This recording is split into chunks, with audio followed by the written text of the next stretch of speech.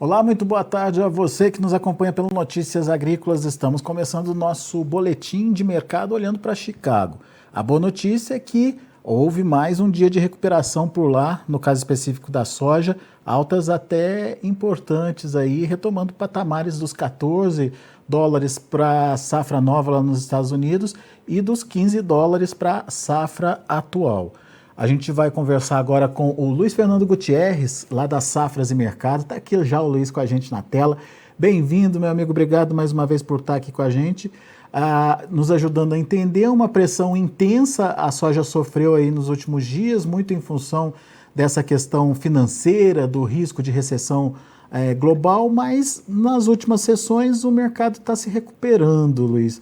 O que aconteceu? Fundamentos estão prevalecendo nesse momento? A soja ficou barata? Enfim, como é que a gente entende essa retomada? E, na sua opinião, essa retomada veio para ficar?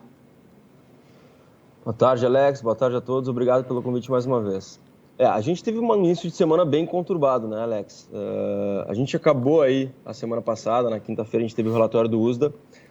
Foi um relatório altista, né, de certa forma, principalmente para os contratos da safra nova, porque o USDA trouxe uma forte redução na área plantada nos Estados Unidos, né, com soja, pegou todo mundo de surpresa. Mas o mercado ficou meio confuso ali, acabou não engatando um movimento muito forte de alta. E nessa semana, no início da semana, o mercado caiu bastante, como todo mundo viu, né, em cima de questões secundárias, digamos assim, que se tornaram principais pelo peso que elas trouxeram, né? Principalmente lado financeiro, um mercado muito mais nervoso, né? Uma aversão ao risco aí em todo o mundo, né? Principalmente com relação a esses dados econômicos que estão nos indicando que a gente pode estar entrando numa recessão em nível mundial, né? Principais economias mundiais aí com dados econômicos bem preocupantes, a inflação em todo lugar do mundo. Então o mercado ficou bem nervoso. Então não foi só a soja que caiu, né? Praticamente todas as commodities aí sentiram isso. Renda variável de uma forma geral, também ações, bolsas de valores ao redor do mundo também sentiram. Então a gente teve um movimento de um fator diferente de um fator fundamental, no caso da soja, né? Só que agora, nesses últimos dias da semana, a partir de quarta e quinta-feira, a gente viu um movimento de recuperação e agora o mercado parece que ficou um pouquinho mais tranquilo, pelo menos olhando para o lado financeiro, e voltou a colocar na conta aí questões fundamentais, né? É natural que a gente tenha muita volatilidade daqui para frente, né? Não só pela questão da definição da safra americana, que é o principal dado que a gente tem até o final do ano, mas também para essa questão do lado financeiro aí, que pode continuar trazendo muita volatilidade ao redor do mundo. Mas, como eu estava falando, o mercado volta a dar atenção, né, agora maior para as questões fundamentais, né? Oferta e demanda, vamos lá. E no caso da oferta, como eu falei, a gente teve uma redução importante no potencial produtivo americano. A gente tem um relatório do USDA aí na próxima terça-feira que já deve trazer essa redução de produção frente a uma menor área plantada por lá. E, naturalmente, a gente pode ter mudanças de estoques, né? A gente tem alguns fatores ainda de safra velha que podem pesar um pouquinho, né? A gente teve pesado para o lado contrário, digamos assim. Mas como a gente está no final desse ciclo, não deve mudar muita coisa. A gente teve alguns cancelamentos de compras chinesas de soja americana aí na semana passada, se confirmaram, né? Pelo menos 5 cargas aí de soja compradas pelos chineses acabaram sendo canceladas e, de certa forma, rumores indicam que essas cargas migraram para o Brasil, né? Obviamente que a queda na demanda chinesa, uma diminuição na demanda chinesa, naturalmente pode trazer uma pressão negativa e também ajudou um pouquinho no movimento aí nos contratos da safra velha. Mas eu acho que isso não deve mudar muito a cara do quadro de oferta e demanda americano. Claro, o USDA pode cortar um pouquinho a exportação da safra velha agora nesse próximo relatório, pode aumentar um pouquinho o estoque por conta disso, mas nada que mude muito essa cara do quadro de oferta e demanda da temporada 21-22. O que mais importa agora é a safra nova, e a gente tem, de novo, uma redução de área plantada, a gente deve ter uma redução do potencial produtivo, ainda pode ser uma safra recorde, ainda pode ser uma safra grande, tudo vai depender do clima, mas o mercado começa a encontrar um pouco de suporte nisso, porque a gente também tem algumas questões climáticas ali que estão chamando atenção lá nos Estados Unidos, né? A gente viu as lavouras americanas durante as últimas 3 semanas, elas vêm piorando de condições, né? As condições vêm piorando, e o clima nas próximas 2 semanas não é muito favorável. A gente está com uma previsão aí de pouca chuva para os principais estados produtores, e isso incomoda, naturalmente, porque começa a colocar em risco a produção americana, que já tem uma área menor, já tem um potencial produtivo menor. Então, o mercado está voltando aí para o eixo da oferta e da demanda, de fato, né? mas claro também com essa pimenta aí que deve continuar por um tempo, que é o lado financeiro. Muito bem, vamos traduzir essa mudança, né, de potencial produtivo lá nos Estados Unidos em números, Luiz. Com a redução da área plantada, aqueles 126 milhões de toneladas projetados pelo USDA no relatório passado podem não se confirmar. Que número vocês trabalham? A gente acredita, Alex, que o USDA deve trazer um número em torno de 124,5 talvez, no máximo 125 milhões, porque boa parte dessa redução ela pode ser compensada com uma melhora produtiva, uma melhora de produtividade. Uhum. Claro que o USDA não vai mexer na produtividade agora, né? Então, o que ele vai fazer? Ele vai basicamente mexer na área, vai manter a mesma produtividade que ele estava trabalhando no relatório anterior, então, naturalmente, a produção vai cair. Então, acho que 124 seria um número bem dentro aí das projeções. É uma safra ainda potencial de ser recorde, mas vai depender muito do clima. Pois é, daí vem o outro porém, né? 124 no melhor, no melhor do clima americano, né? Se tiver algum problema climático, isso pode ser reduzido ainda, então. Exatamente, está tudo em aberto, né? A gente está recém no primeiro mês de desenvolvimento das lavouras americanas. A gente tem que acompanhar o clima aí pelo menos até setembro, outubro, né? Para pegar também a colheita americana. Então, está tudo em aberto, a gente não pode definir nada nesse momento. E se de fato, se o clima não ajudar, né, como na próxima semana e na outra, aparentemente não vai ajudar, a gente começa a colocar um risco maior aí de quebras na produção americana. E a gente sabe que a produção americana precisa ser grande aí para a gente ter uma recuperação de estoques, né? Se a gente tiver uma quebra relevante, a gente vai continuar com o estoque apertado nos Estados Unidos, e esse é um fator importante de suporte aí para Chicago. Muito bem. Safra nova nos Estados Unidos, pelo menos olhando para os números de Chicago, já voltou ali para os $14 por bushel. Tá bem precificado? Tem fôlego para continuar subindo? Qual que é a sua expectativa? Eu acho que para o momento está bem precificado, né? A gente tem agora acompanhar como é que vai ser o relatório semanal das condições de lavouras do USA, de segunda-feira, como vai ser o relatório de oferta e demanda da terça, e como essas previsões climáticas, se elas vão se confirmar ou não, né? Essa falta de chuva que está sendo prevista. Então, olhando para esses três fatores, se a gente tiver uma piora na segunda, uma redução produtiva na terça, que é muito provável que aconteça, e o clima se confirme sendo não muito favorável, a gente pode ter a continuidade desse movimento, sim. Embora eu entenda que $14 hoje é um patamar interessante, um patamar que precifica uma safra 124, como eu estava falando. Mas, claro, se a gente tiver esse risco crescente, aí naturalmente o mercado pode ganhar força e voltar aí a trabalhar mais próximo de 15. E sempre lembrando aquilo que você já pontuou. A qualquer momento, o risco financeiro pode voltar, né, e surpreender todo mundo, como vem acontecendo aí, pelo menos... em 2 momentos ali atrás, a gente já viu isso acontecer, né, Luiz? Exatamente, a gente não pode deixar isso de lado, a gente viu o potencial que isso tem para mexer com o mercado, né, ou com os mercados de uma forma geral. Então, embora a gente tenha um fator de suporte importante para Chicago, aí, pelo menos pelos próximos dias, nada impede daqui a pouco de uma notícia ruim aí, internacional fazer o mercado virar para o lado negativo de novo, né? Então, a gente tem que acompanhar, tem que ficar de olho, porque o mercado está muito volátil aí, tanto no lado fundamental, né, porque...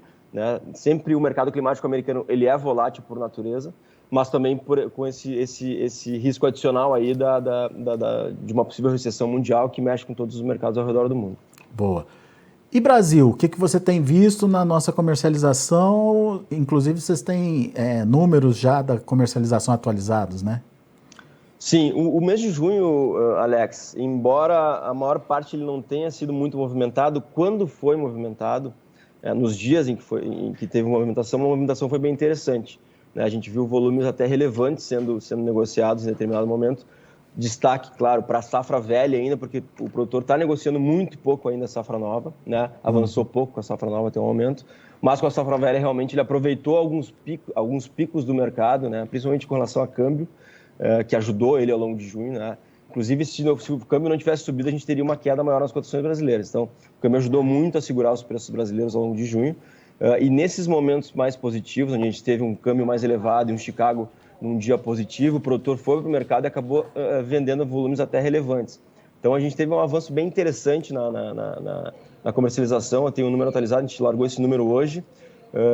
a gente tinha uma comercialização, ela foi para 74,3% agora. Antes a gente estava em torno de 65%, então foi quase 10 pontos percentuais aí de alta no mês. É um avanço bem interessante, fazia um bom tempo que a gente não via um avanço tão grande, e isso é reflexo de preços firmes, de preços ainda que trazem uma remuneração boa para o produtor brasileiro, e eu acho que o produtor acerta de novo em aproveitar os momentos que o mercado está oferecendo para ele. Muito bem. De qualquer forma, tem 25% aí para se negociar ainda. É um bom percentual? É administrável esse volume? Está dentro do padrão, do histórico, enfim? Está um pouquinho abaixo da média. A média para essa época do ano é em torno de 80%. Então, está uns 5 pontos percentuais aí abaixo. Mas, assim, o produtor está apostando, né, que o preço pode continuar firme, principalmente porque a gente teve uma quebra muito grande no Brasil. Né? Então, a gente tem uma menor oferta de soja para o restante do ano. A gente sabe da briga aí entre mercado interno e mercado de exportação por essa soja restante. Isso, naturalmente, se reflete em prêmios mais firmes. Né? E tem outras questões, como a safra americana, daqui a pouco uma quebra pode fazer Chicago voltar a subir, daqui a pouco uma maior aversão ao risco pode fazer o dólar subir, né? Como a gente já viu aí, o dólar batendo de novo a 5,40 recentemente. Então, eu acho que o produtor está apostando um pouquinho mais, está se dando ao luxo de apostar um pouco mais, até porque esse 75% praticamente que ele vendeu em preços crescentes, em preços em alta ao longo do ano. Né? Então, a rentabilidade dele foi crescendo, ele está, de certa forma, bem capitalizado. Claro, os produtores que não sofreram com perdas, né, que são os produtores gaúchos e paranaenses, que tiveram uma perda muito grande. Os demais estão muito bem capitalizados, então estão se dando ao luxo de especular um pouquinho mais com esse mercado. Agora, como é que vocês estão acompanhando aí a demanda interna? Que geralmente no segundo semestre ela faz a diferença, principalmente com essa soja remanescente aí, né, da safra. Mas esse ano a gente viu um movimento de antecipação de compra lá no começo, né? Será que as indústrias internas, do mercado interno, vão ter o mesmo apetite aí para disputar essa soja no segundo semestre, Luiz? Aparentemente essas indústrias se prepararam um pouco melhor nesse ano, né? Até para não repetir o que aconteceu em 2020, né? Que foi aquela disparada incrível de preços, né, nos últimos meses do ano. Inclusive aquele descolamento que é completamente fora do normal, né? O preço de mercado interno pagando muito mais exportação e tal. As indústrias se prepararam melhor nesse ano, anteciparam um pouco das compras, mas não quer dizer que elas não têm que comprar ainda. Elas precisam comprar até o final do ano, mas é importante o produtor ficar de olho, não pode esperar que o preço vai estar mais alto do ano lá em dezembro, porque é o último mês, porque é o auge da entre-safra, porque não é assim que funciona, né? As indústrias se prepararam melhor.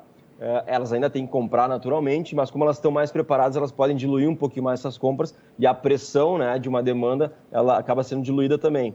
Então, mas eu acho que assim, a gente tem um espaço aí para preços continuarem firmes, pelo menos até um setembro, outubro, né, olhando basicamente para o mercado interno, tá, sem os outros fatores, em cima dessa questão. Aí a partir ali de outubro, novembro, a gente já deve ver algumas indústrias diminuindo suas compras de uma forma um pouquinho mais relevante, antecipando algumas férias, aquelas paradas de final de ano para manutenção, e isso pode mexer um pouquinho com a demanda lá no final do ano. Então é importante o produtor ficar atento aí e aproveitar as oportunidades nos próximos meses.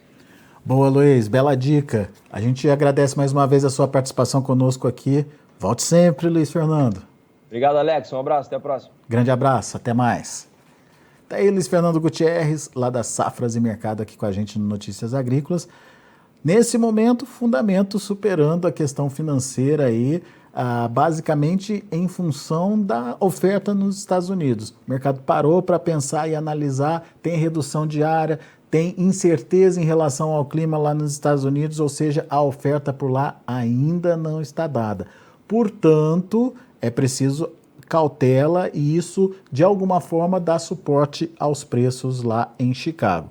Safra nova americana voltando ao patamar dos $14 por bushel, ou a safra velha já precificada acima dos $15 por bushel. Vamos ver os preços, vamos ver como encerraram as negociações. Olha aí, o agosto subiu 28 pontos a $15,13 por bushel. Para setembro, $14,14 por bushel, 31 pontos mais 25 de alta.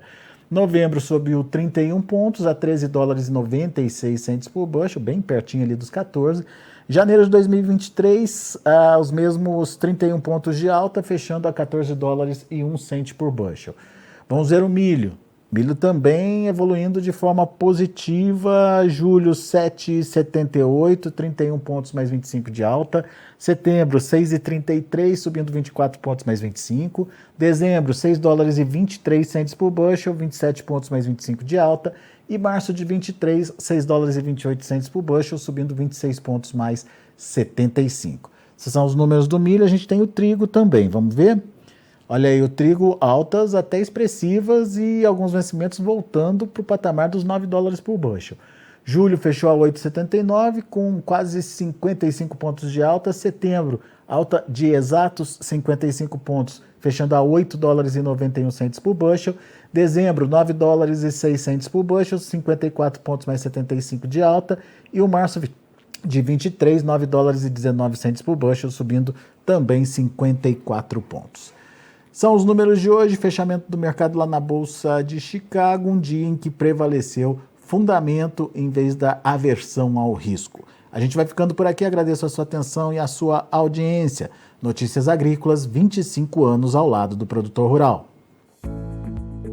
Participe das nossas mídias sociais no Facebook Notícias Agrícolas, no Instagram @Notícias Agrícolas e em nosso Twitter @Notiagre. E para assistir todos os nossos vídeos, se inscreva no YouTube e na Twitch Notícias Agrícolas Oficial.